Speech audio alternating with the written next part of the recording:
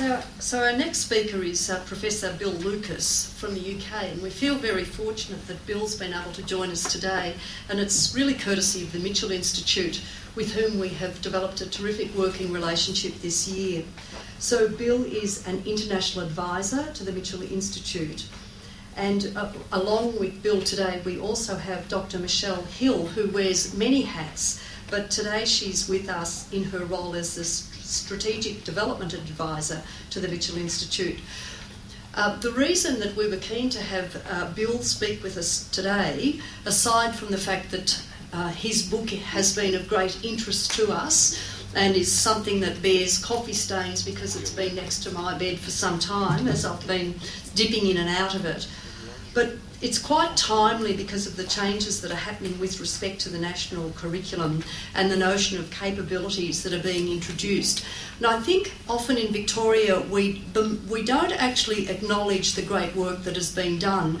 But when I look at what's happening with Auswells and I think about the capabilities or the strands, interdisciplinary learning that has been emphasised here in Victoria for many years, for probably a decade, I do think that although we can improve what we do, certainly, but I think the nucleus of what is ahead is already with us here in Victoria, and I think that we've been world leaders in this, and in our schools we've put lots of work into ensuring that these interdisciplinary skills are actually developed through the curriculum.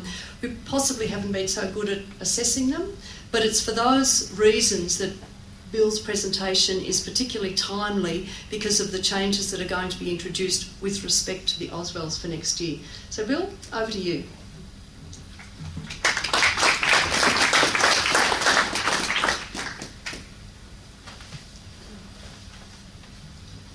So thank you very much, Judy, and thank you, Bruce, as well, for starting us off so well.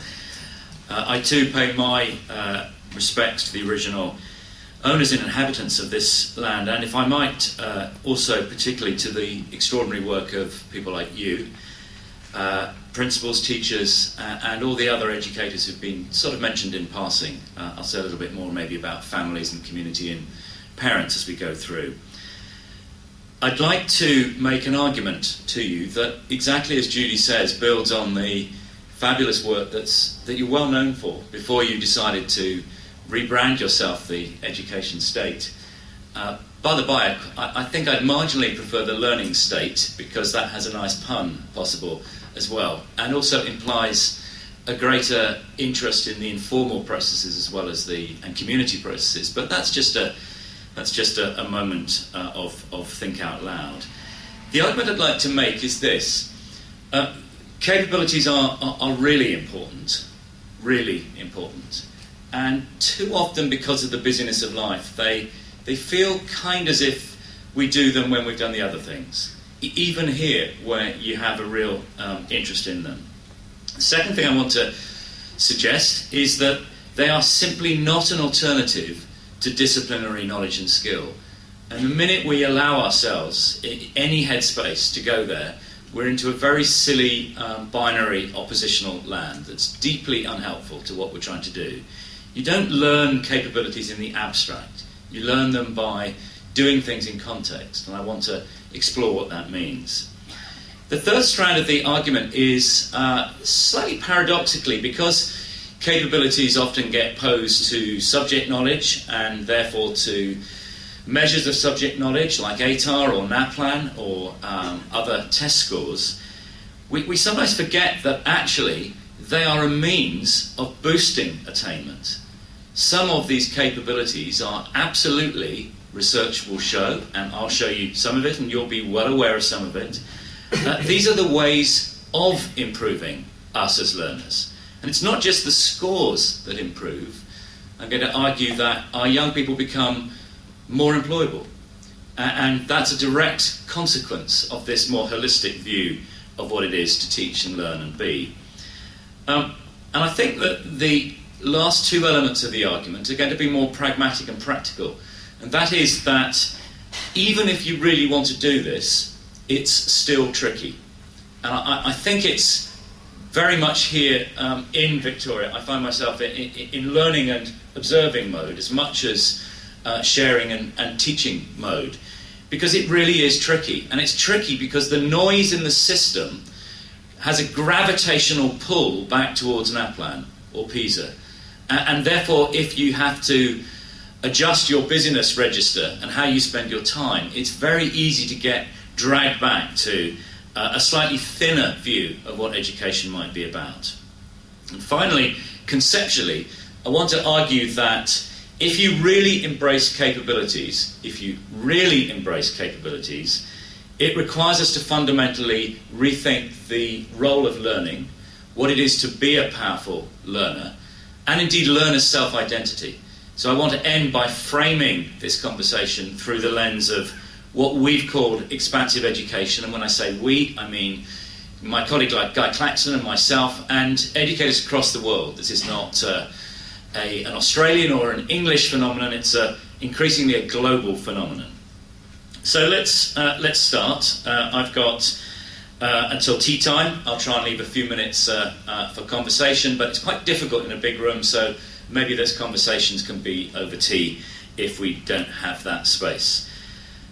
I want you to look at the Ebbinghaus illusion for a second. You're familiar with it? It's the idea that Hermann Ebbinghaus suggested many years ago, that how we see the world is context dependent. So the two circles are the same size, but they look different. They look different because the circles on the left are bigger, and therefore, by comparison, it looks smaller, and the circles on the right are smaller, and so forth. I'm using this as an image of a move from consciously developing capabilities, where it can feel, and probably for very good reasons, like the first time you learn anything, a little clunky. And so it feels like you're doing history, but clanking around the edges into intercultural capability. It's not really like that, but it can sometimes seem like that. And in the work that we've been doing with VCAA and a number of wonderful schools here in Victoria, we've had them tell us that you have to kind of surface what you're doing and probably bring your staff along with you to reappraise what the elements are, especially as even if they were word fluent in the Akara version, they now have to get their heads around the Victorian take on that, which I think, by the way, is a really good one. It's simpler, more accessible, and I think makes really good sense. But more of that anon. So as we move towards the right-hand state, it's my image for what it would look like if it was the day job. What it would look like if we weren't having this conversation, really, because it's just fundamentally how we do school. Now, by the way, when that happens, the way we report to parents will have to change. So we're just at the beginning of a journey here. The way we talk about learner image and learner progress to employers will change. The way we have dialogues with higher education will change. We won't be able to just trip along the somewhere between 90 and 99 point something ATAR discussion. It will be a very, very different discussion. So I think, back to Bruce's forward look for 2 years, I don't think this is going to happen in 2 years, but it might happen in 5 years. And I think it's going to happen for other reasons than just what even this great education state says we should be doing. Now, into this journey of capabilities, I offer two other elements, both described recently and I think going to be picked up by speakers later this morning. And it's a sort of well-being frame here, that despite Australia and indeed England being pretty prosperous states, countries, it's still the case that too many of our young people report deep unhappiness. It's always been the case. School's been tricky, life's been tricky, teenage years have been tricky, hormones are tricky. Yeah, it's never been a breeze, but if you look at the data, there are some worrying trends there. And it's not just confined to the kids. If you look at the adults and watch them, by the way, read this carefully, you'll see that the vicarious impact of all the testing we put and the stress that our kids go through percolates to us across the kitchen table, or here, by the looks of it, in a kind of coffee house in Melbourne somewhere. All of what we're doing, I believe, is to avoid the wearisome sense that there's something called school and something called life, and they don't connect. That school is, in and of itself, a fabulous place to be. It's not just a preparation for life. It is life for the kids who are in it and the adults who are in it. But that school is fundamentally, societally, about a preparation for a much trickier and more important journey, even more important than your teenage years. So let's go a little deeper into what capability might mean, some of the synonyms that we use around it. Let's look a little bit more broadly internationally. Let me introduce Ruby to you and explain why Guy and I have summoned her up as a fictional character. And let me start just by, if you haven't been to England, telling you that we're in quite a muddle, so please don't accept any exports from England on many of these topics, and in particular don't accept any export around what we do in testing terms at age 16, where we have the GCSE, which has a CD borderline. You need to be C or above, so if you're a principal in the UK, you're going to be judged increasingly on a very small number of results at age 16. It's something called the EBAC, English Baccalaureate, and it will privilege certain apparently core academic subjects. Don't know where they've got this thinking from, by the way. If you look back at the medieval trivium, music was part of it. Music doesn't count in the English landscape. Don't get me started on that, but do over tea time if you want to. So our young people, and therefore our principals, because of our accountability body, Ofsted, will be judged on the C to A star grades of students in a relatively narrow field. It is as if the VCAL work that you do here didn't exist. It's as if the broader, more inclusive notion of capability didn't exist. So that's kind of why we felt the need to summon up Ruby. Ruby was initially written to thoughtful parents in the UK, but luckily we find that there are wonderful educators and thoughtful parents here in Australia. We imagine Ruby and her friend, let's call her Nadezhda for the moment, and the fact that these are girls' names is irrelevant. It's like a kind of every woman personifying what our youngsters might be. She's a teenager, and we imagine two kinds of Ruby, and we imagine a confident, etc. set of capable rubies, and we imagine the opposite of that. It's our cheeky reinterpretation of the grade C-D borderline. And sadly in England, I can't speak for Australia, although I can to a certain extent because I've had the pleasure of working with so many principals here, there are some kids who fit into that right-hand list. And they may always have been, or they may not. And I think that's an open question. We imagine two kinds of Ruby. We imagine Ruby as potentially a conventionally high-achieving girl or boy, who then goes on to, in our country, it'd be a Russell Group, in yours, one of the great 8 universities here, and she's apparently a success story. Sometime towards the end of her first semester, she rocks up at the counselling service, because although she's got that brittle high ATAR intelligence, she hasn't acquired all the capabilities that are going to serve her well when she's really having to think for herself and really having to learn in an even more demanding way than at her school. And the second kind of Ruby is well served by some of the vocational options you have here.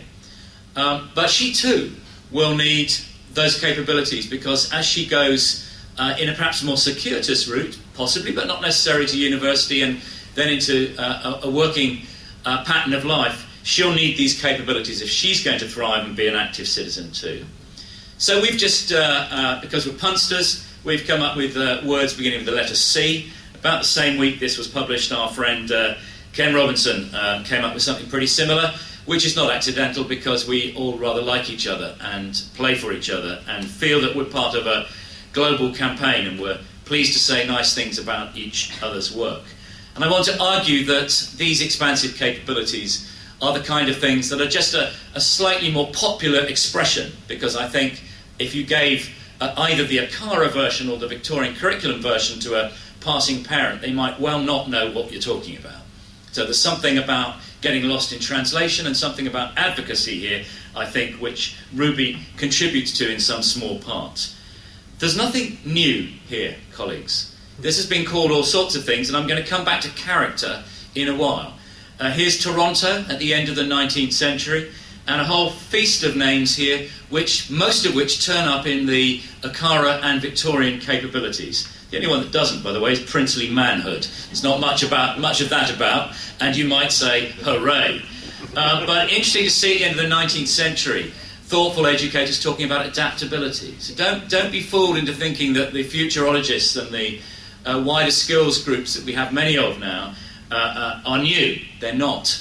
People have been thinking about subject land and capability land for a very long while. It predates the grammar school movement that swept the world from England, as it happens. In Australia, I hardly need to tell you, you've got some.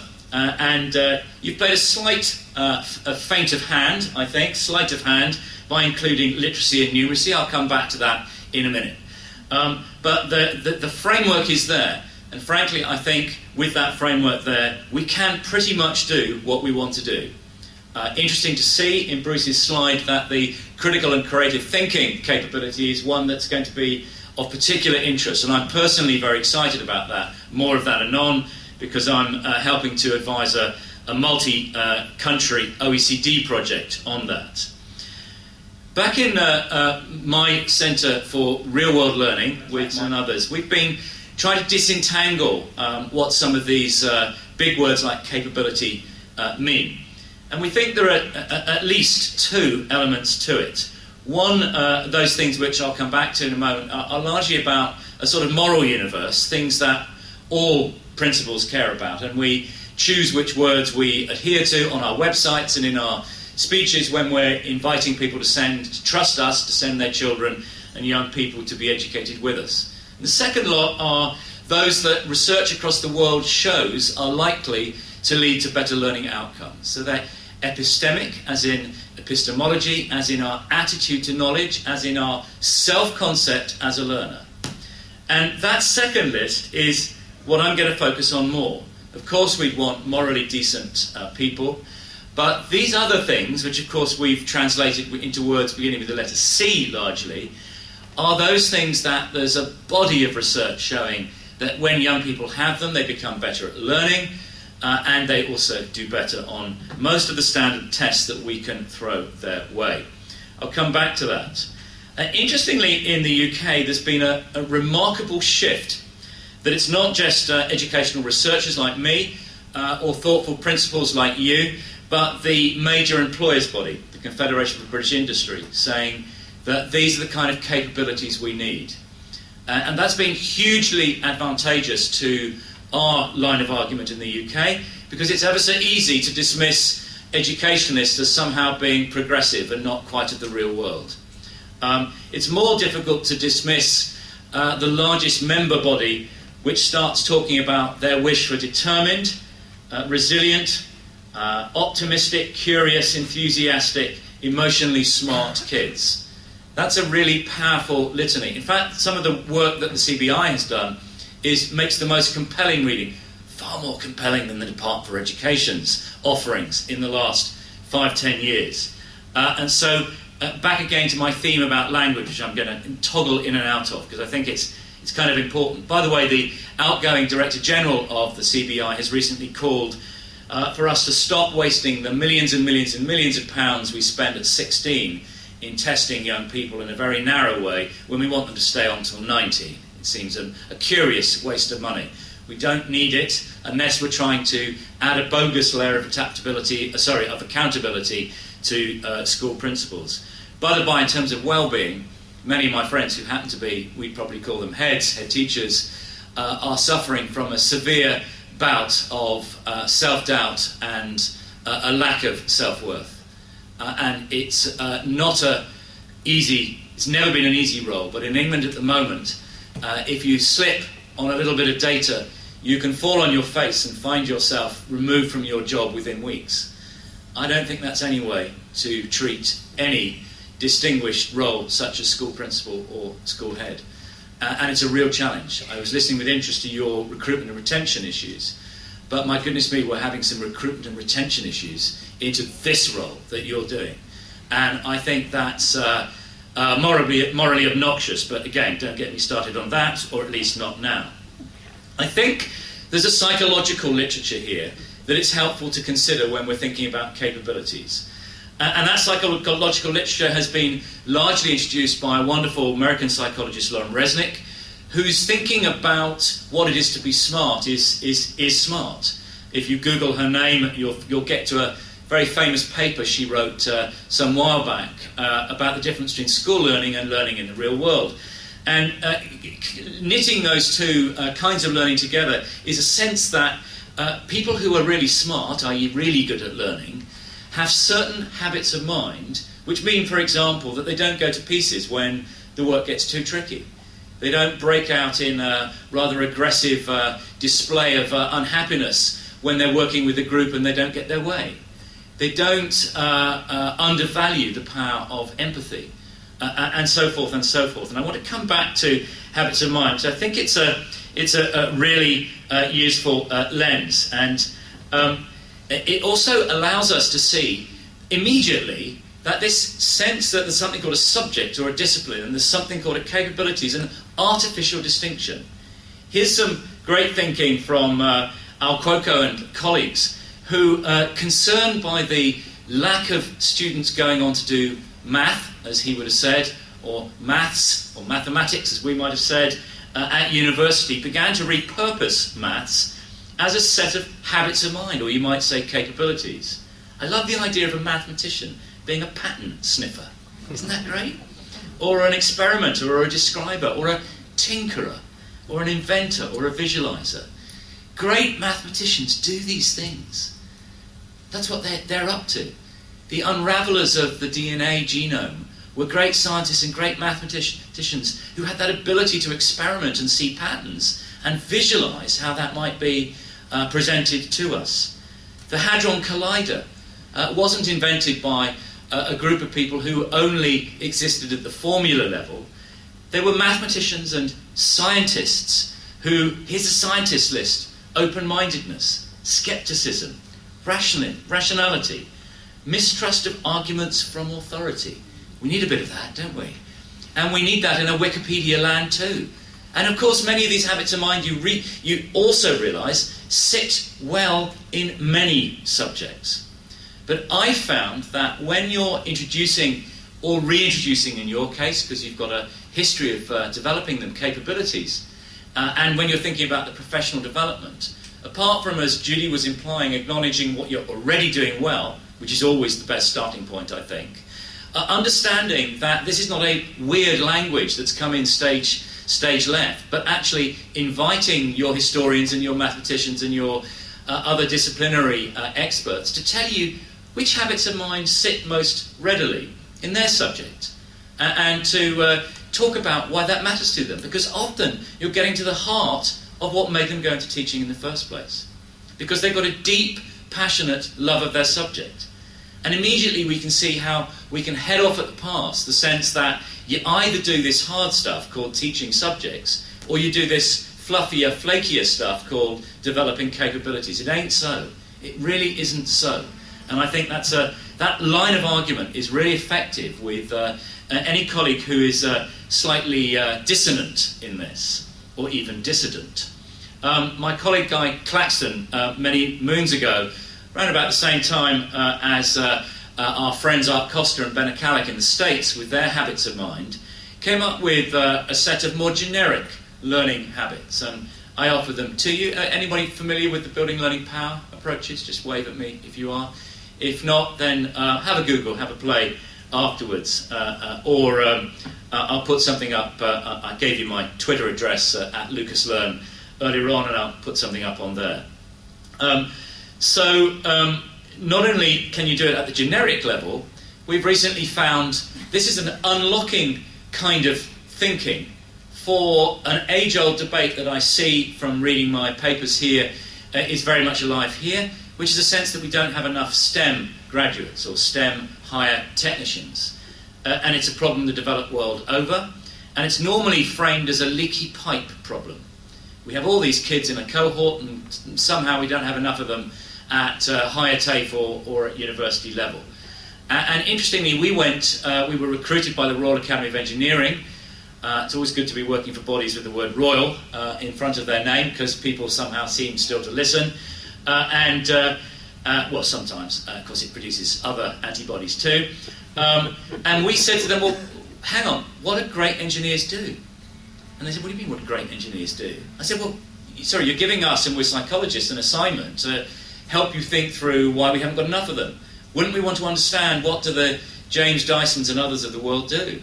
How do they think? How do they act? And so we got together through their extraordinary network, some of the best engineers in the world, and we locked them in a room for several days, and we eventually released them back into the wild. And by then they told us that what engineers do is that they think and act in certain ways, in that middle ring there, that they are fundamental improvers. In fact, in our interviews with engineers, it was fascinating.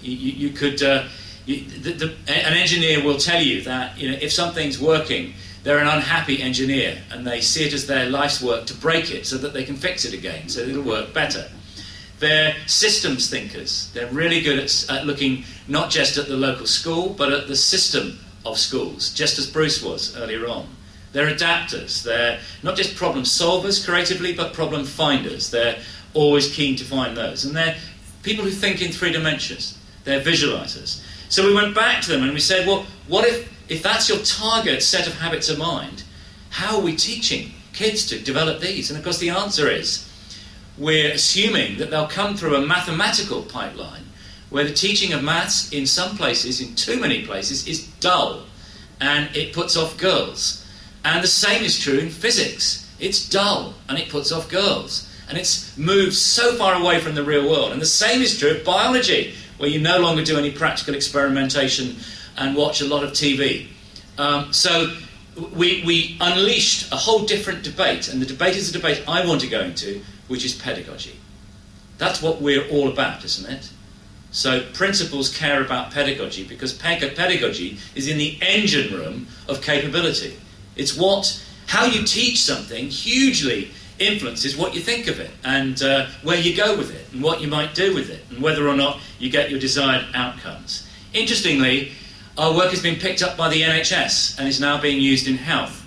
And I offer this back to you, Bruce, thinking of those lovely slides you had about improvement and improving. We've argued to the health service that there are a set of characteristics that people who are constant, wonderful improvers have. I don't know empirically, but I wouldn't be surprised if it's not a million miles away from the habits of improvement in education. This came from work with clinicians and health service managers and others, and now is being tested in a kind of proof of concept, a prototyping experiment in Scotland. I've kind of talked so far about the academic disciplines, but I just want to remind us that disciplinary knowledge isn't just confined to academia, but there are many strong other ways of looking at vocational learning too, equally important, and I think equally enriched when we shine a capability light on it. It's the work that we've been doing in the UK recently. Here's a published work of ours about the pedagogy of vocational learning. And we also did something which people have found helpful to, because vocational, like capability, or even like academic or general, is too big a concept, isn't it? So we encouraged the colleagues we were working with to come down a level and to think about those of them who were predominantly working with physical materials and what impact that might have on pedagogy. Those whose work was predominant with people, or those who were more in a more symbolic landscape, journalists and computer programmers and all the rest of it. And of course the many who have all of those, who need all of those. And that's just a graphic example of that. And the performing arts are a good example of where you might sit in the middle. Over the last 20 years, and especially in the last 10 years, it's become clear that some of what we might call character skills, this is what the very eminent James Heckman and Tim Coutts call character skills, some of these count double. Some of these are not just good in and of themselves, but they really help young people do better in a whole range of different ways, in life and in learning. And you can find these woven across the capabilities that you have. But you have to just dig them out, I think. And it's sometimes possible to get a bit distracted, I think, by the inevitable language of rubric. But they're there. And here's another list. Don't worry, it's the penultimate list, and I'll stop throwing lists at you. And it introduces something else that I have some concern with, and that is the strange language we use to describe this stuff. Here is my second least favourite word, non-cognitive. Some of these hugely important things are described by some people who should know better, and actually these two I have very high admiration for the quality of their research. Leslie Gutman and Ingrid Schun have done wonderful work here, but I think we perpetuate a sense that somehow there's the tough brain work and there's the non-cognitive stuff, and that's sort of, it's like an academic vocational divide. You're only non-cognitive when you're dead, aren't you, really? And that's not, therefore, a useful opposition. A close cousin of non-cognitive is the dread, my least favourite, you probably know what I'm going to say, soft skills. You know, soft skills are flipping hard, and they really matter. So in a very small way, in some research that I've been doing recently and was published just in the week before I came out here, which again, I'll give you some web addresses at the end. You can pick all this stuff up for free. We've gone back to, I think, probably what is my favourite in terms of understanding capability, the phrase that Art Costa made popular, habits of mind. I'll tell you why when we get there. We will get there, I promise. And it's another set of transferable skills, because I think most people out there understand that. I was working at VCAA yesterday, and a dreadful word across the table between myself and a colleague there, Shannon Foster, who'd been asked to investigate by the OECD transversal skills. So you can see there's an alphabet soup, isn't there, out there, of language, and I think the more we can stick, and I think capability is good enough, don't you? I think it just about says it. It implies an active, applied sense of what it is, a sort of can-do-ness about it, which I like. Now, we're being helped at the moment by one bit of PISA and hindered by another.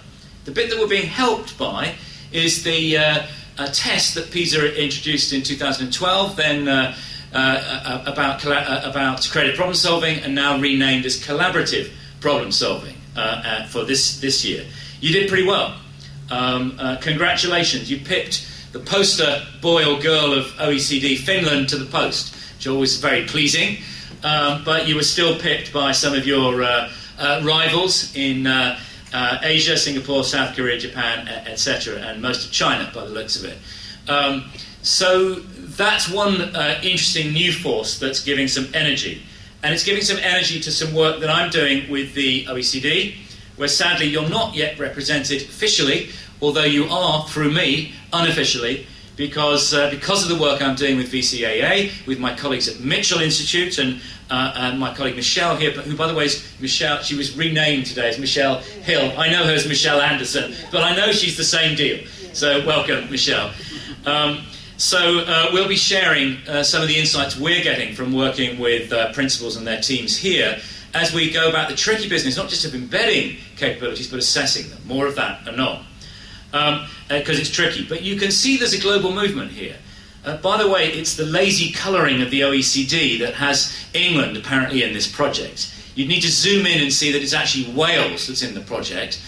England, we're too obsessed with EBAC to have any time for this vitally important interest. So if that's a bit of a polemic, I suppose, about why this might be important, let's turn now for the remainder of what I'd like to say to you to the practical implications of cultivating them.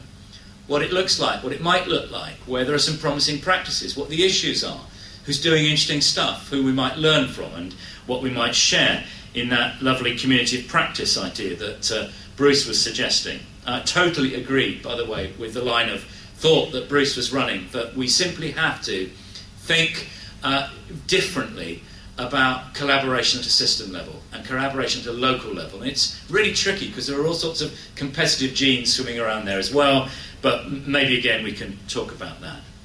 There's a school in London that's one of my favourite schools in the world called Thomas Tallis.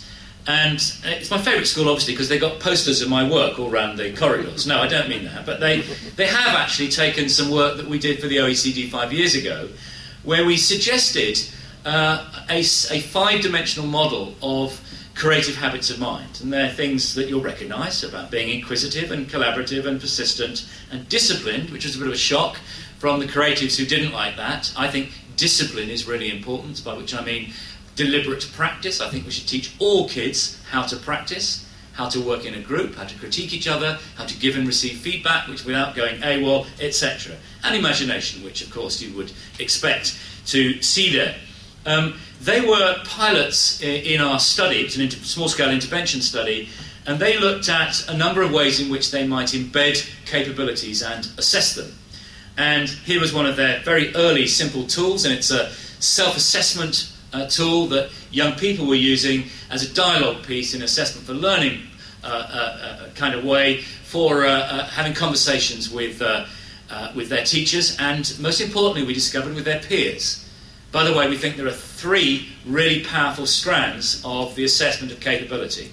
There's the learner, his or herself, and their self-assessment, and everything that they might be able to tell you through portfolios and through online work and through their deep understanding of what it is that they're trying to get better at, and then be able to say, I can do. And secondly, there's peer assessment, which requires, as many of the non-formal groups have known for years and years and years, that the first person you go and ask to see whether they think you're capable is somebody you're working with, not your teacher. That's a kind of infantilizing view of what it is to become more capable. You go and figure it out yourself. In fact, there are schools in England, and you may have a similar rubric, that have a 3 before me rubric in the classroom. In other words, don't please come and put your hand up because you weren't listening, or put your hand up because you're not thinking critically enough, until you've asked 3 others in the class. And then I suspect if we do meet, you'll have a much higher order question that we might like to debate. And we'll be really using our time well in the classroom, or indeed the corridor. Thomas Tallis, the third thing is a whole series of teacher-led, system-led, rubric-driven, criterion-referenced ability to gauge progress across a levelled system. That's what Victoria has, I think, very bravely done, in a way that Akara has not, and I wholly commend them for it. And I also love the fact that rather than just dumping it on the already over full desks of weary principals, they said, we'd like to co-develop this with a group of volunteer schools. There are 11 of them, and to work out what might work before we go wide on all 1,500 or so state schools here in Victoria. Thomas Tallis has since created an app so that now young people develop a digital portfolio of their capabilities as they're going through their life. And they also have chosen to crash in with the habits as the focus rather than the language of subjects. So you learn habits through subjects, and they've chosen on a sort of half-termly basis to focus on a particular habit. You see there are 5, and there are 6 terms in their 6 half-terms in their 3 school years, so there's a nice inbuilt rolling lack of predictability about that process. Closer to hand here over in Sydney, some of you may know the work of the wonderful educator and principal Chris Causey at Rudy Hill High School. They've chosen to develop their thinking about this in a very rich and detailed way, looking at the language, the lexis that's really popular and central to any aspect of a capability, looking at core teaching and learning methods, and taking from the Project Zero visible thinking land, which some of you, many of the schools here I know in this state have adopted, from our colleague Ron Ritchie and others, thinking about how you make habits routines, or I guess they're almost synonyms, aren't they? How you get yourself into the habit of being a learner in a sort of way. I hope you'll be able to see as I come back to this why I'm moving around in this, I hope you'll see, connected way. Here then, back in Victoria, as you've conceptualised this, with that list of synonyms, some of which maybe are helpful and some of which may be less helpful, you've made a really interesting pledge that they can and should be taught explicitly and assessed. That's not to say that they are atomised and taken out of context. And I think that's where we're really interesting to be working. Here's our group. We've been meeting about every 2-3 months as a reflective community of inquiry. And this is us back in November. And Shannon Foster introducing some of the very extraordinary and wonderful online materials that have been produced, not yet available, but there, ready so that some kind of baseline data work can be done in a very playful. These are the best examples of assessment materials I've seen.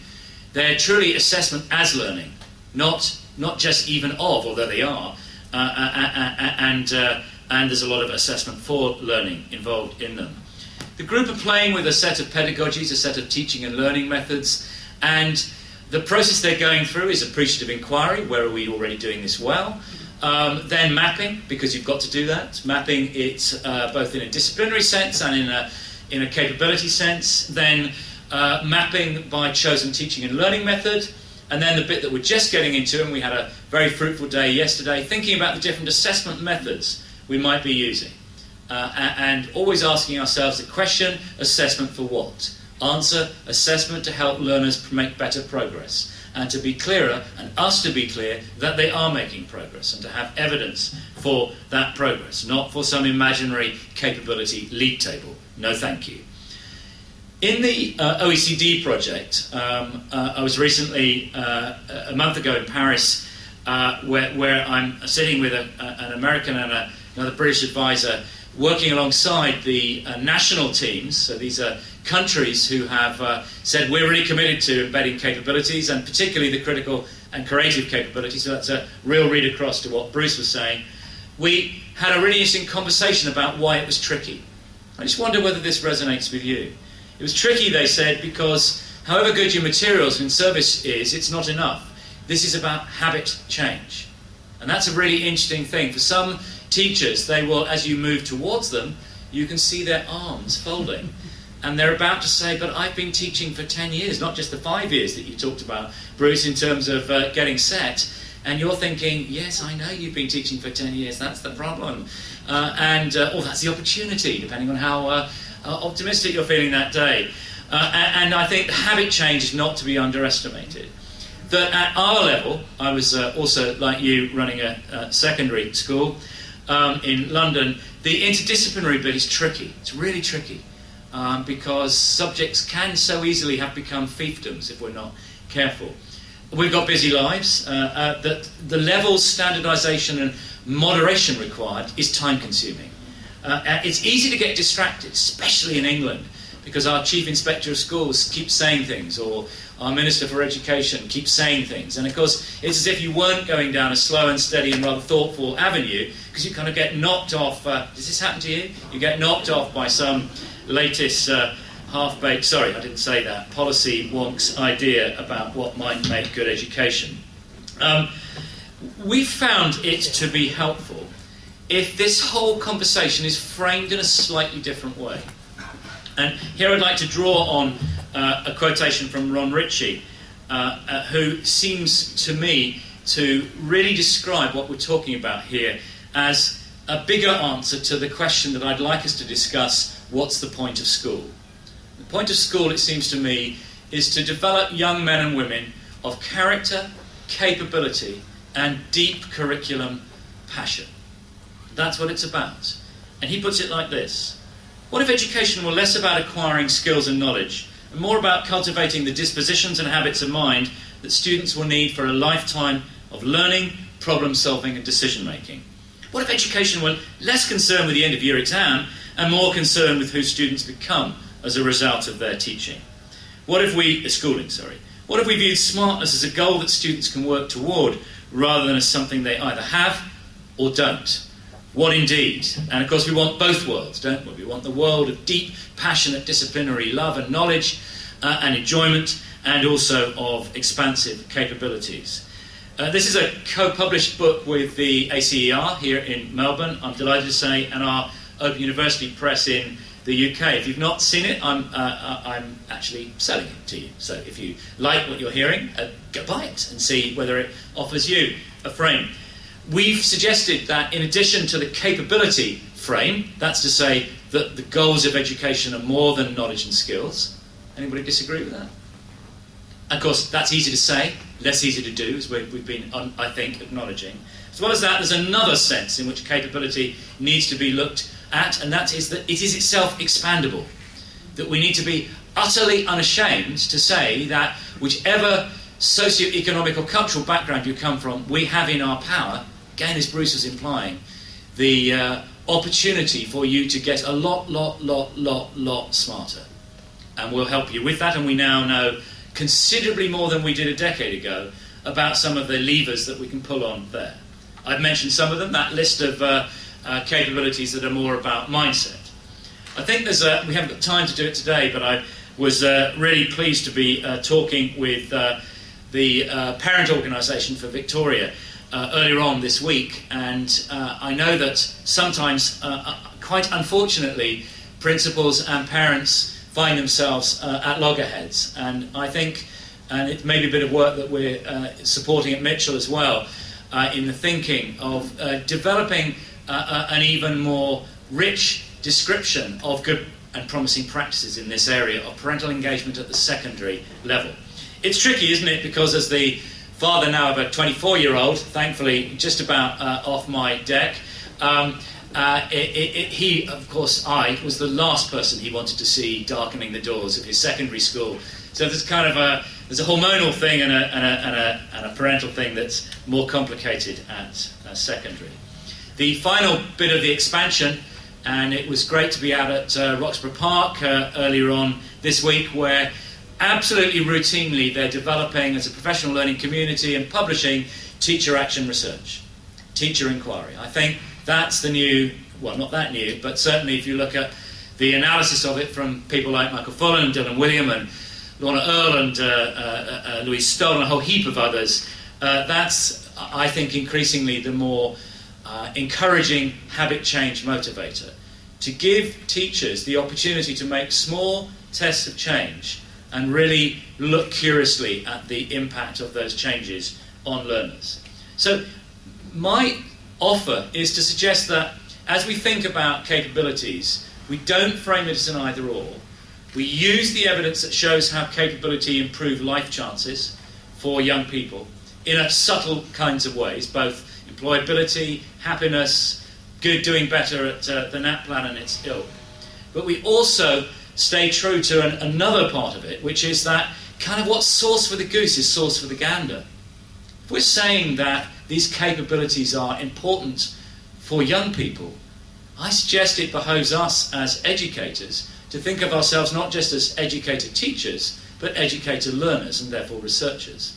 And I think that there's growing, mounting evidence, and Michael Barber's assembled quite a lot of it, that suggests that where in high-performance systems you have not just teachers but also school leaders who see their own continuing professional learning and inquiry as a core part of their professional life, we see a read across to the system itself performing well. There's a network of educators across the world now. It's the Expansive Education Network. That's just a screen pull I did earlier on in the week. And it also gives me a chance to plug my friend Guy Claxton's latest book as well. So here goes. His book is all about intelligence, how the body is really intelligence. If you Google intelligence in the flesh, you'll see a wonderful paean of praise for all the practical, smart things that our practically smart bodies do. I just want to finish now by asking you to undertake a thought experiment, which is a piece of research that Guy and I have been undertaking across the world in unstructured, semi-formal way like this. I want you just to think in your own head about if you were the Minister for Education here, or maybe imagine yourself a new minister. You've just been voted in. What attitudes or habits would you be wanting all young people to emerge from the Victorian school system with? And there's a provocative list there. You may like none of them. But to settle in your mind's eye on 2 or 3 of them, say, or to rename them, or don't get thrown off the trap by false opposites like showing initiative and showing respect. They're just put there as a kind of cheeky adjacency. And I just wonder whether your list is anything like this list. This is the list that most people give us when we ask this on public stages such as this. Most people, not all, don't forget, of course showing respect is not to be undervalued. It's just cheekily thinking how you might go about that. And equally, of course, sometimes sitting still is rather important and a major triumph. If I then asked you to do a different thought experiment, to think about your own school in suboptimal mood. All schools are allowed to have days off, aren't they? I think they are. I think, we're just human. And so just all the factors have come together where even the best teachers in your school are just kind of not going through the motions. The best teachers never go through the motions, but they're not quite doing it as they sometimes do. And you're now standing, doing a kind of principal's observation. You've knocked on the door and you're looking at what's going on. And I want you to ask yourself, so in your college on a not good day, what kind of habits do you see kids actually learning in classes? And you'll see where this is going, I'm sure. Too many of my colleagues, and let's say too many of my colleagues in England, so you can say, well, that's an English problem, not an Australian problem. Tell me that there's too much of this going on. And then they immediately, here's my colleague Guy just reframing this in case it wasn't obvious, that some would have sat well for Thomas Gradgrind and Dickens, and some are more of the kind of things that those of you who believe in these things, that's most of us believe, are necessary for us now. And the defensive narrative that pops into our heads immediately is, well, I'd like to do that, but, or it's the NAPLAN problem, or it's in England, it's EBAC, or it's Ofsted. And we've got a whole series of reasons why we can't do it. Now, I'm just 2 minutes off finishing, you'll be relieved to hear.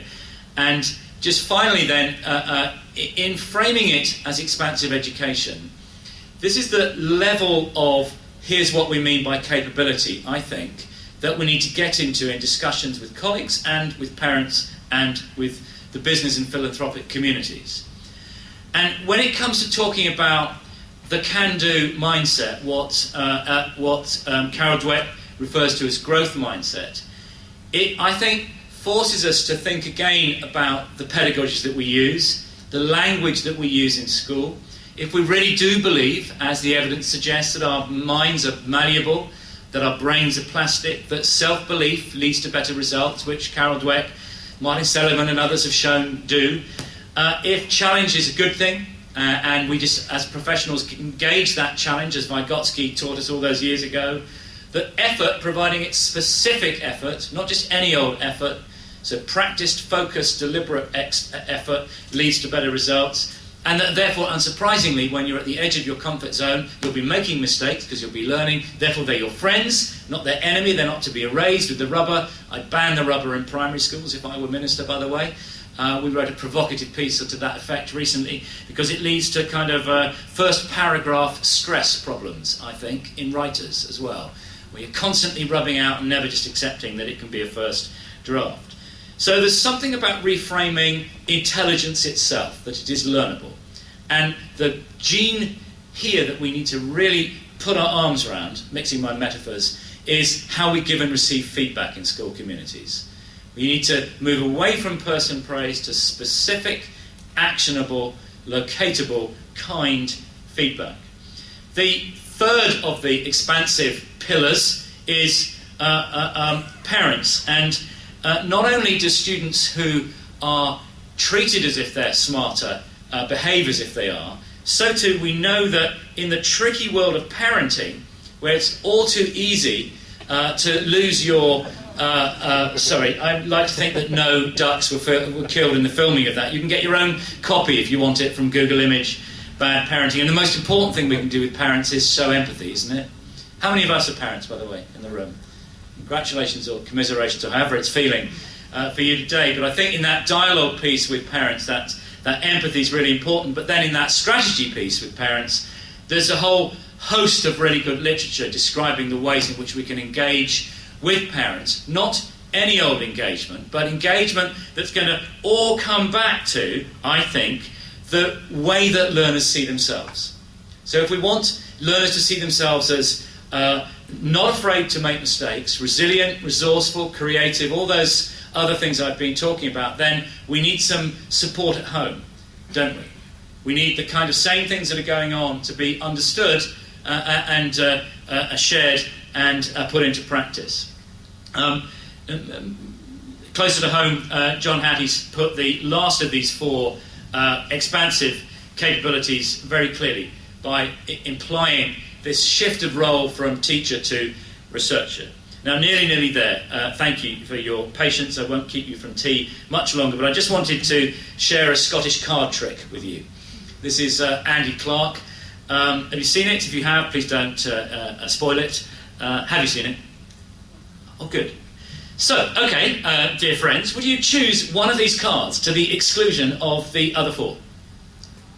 All got them? Got one? Can you see okay at the back? If you can't, just going to make it up, all right? If you can't see, just choose one. Have you all got one card? Okay. Now, what will you do?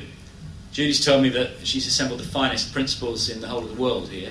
What will you do if I now tell you that I know which card you've all chosen, because it's all the same? What will you do? Will you apply some of that scientific scepticism, possibly? Good. I'm just checking you're all there. Indeed, some of you now, whilst I'm chatting to you, have kind of slithered along and chosen another card, haven't you? Thinking, I'll show him. It's one thing to have a pom in here giving us, and I'll put him right. So, okay, just humour me. Look away. I'm going to prove you wrong. Are you ready to be proved wrong? Are you looking forward to a mistake? Are you looking forward to this? Are you excited? Edge of your seat. Okay, look away now, and done it. Have I? Yes. Who says yes? Who says don't know? Who says still trying to figure it out? Who says I'd like to see the first five, please, see what trickery you've done? Who says you've taken the lot away? Okay, so what John Hattie's talking about is better noticing, isn't he? I think if there's one message I'd like to get across that brings capability, the teaching of, and capability, the assessment of, it's us as a professional community becoming confidently better at noticing what's going on. Now, I'd call that action research at one end of that, but at the beginning stage it can be just reading a good article together, or having a chat, or an instructional round, or observation of a class, and so forth. And it's the framing of that question that is constantly saying, I'm not happy with the status quo. If I do this, will that happen? And if that is a particular capability I'm wanting, will I see more of it? If we just took that expandability, how would that turn up in a class? Well, it would be things like if I encourage my students to develop growth mindsets, will their perseverance improve, and so forth. So we now know, as we look at this across the world, there are some really good ways of building and deepening capability. We've learnt it from you. We've learnt it from systems across the world who name it, create the climate for it, teach it in different ways, build a rapport with learners, and, as you've decided to do here, not on that slide, assess it. I think that's really exciting, what you're trying to do. I think it'll force you, and I think you'll be willingly forced to think about the pedagogies you choose. I think there are somewhat have been termed by Lee Schulman signature pedagogies for capability. You can't teach someone to be resilient if you spoon feed them, can you? And for every flip side of the capability is a teaching and learning style which hampers the development of that capability. So I conclude now with this hope that this is beyond politics. This brings us all together. This is exactly what we all came into the noble profession that we're all involved in, teaching and now leading of a community, to do. I really hope that that's connected with you. I hope you'll talk to me. I hope that if I'm an amateur tweeter, so my tweets are sometimes a bit weird. They go off before I'm quite ready for them to go off. But if you're also in that space, then please join me. And you can get lots of free stuff from those websites. Thank you very much. And my apologies for making you 3 minutes late for tea. Thank you.